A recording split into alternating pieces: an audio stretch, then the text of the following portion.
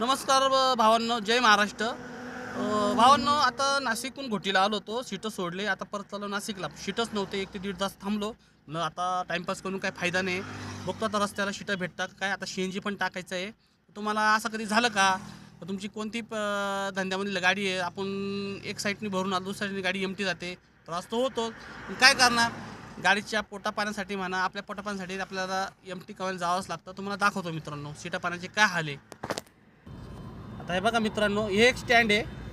तर काय होतं मित्रांनो, हे बघा समोर टेम्पो चाललंय ना, हे भाऊ पण असे टेम्पोवाले म्हणा, ट्रकवाले म्हणा, शीटं भरून जातात. मग आमच्या जागेचे हालच होणार. तर शीटं शोधावं लागतं मित्रांनो. आता बघा हे पुढे शीटं दिसत आहे, तुम्हाला दाखवतो मी. हे बघा मित्रांनो, चाललो होतो बघा, हे मुलं स्वतःच्या जीवाची काळजी नाही. तर हे बघा घोटी स्टँड आहे, इथे सीटांची हालच आहे. शीटं भरणं तरी कुठं मला सांगा. आता तुम्हाला गाडी लाईनमध्ये काही अनुभव आला असेल तर नक्कीच सांगा.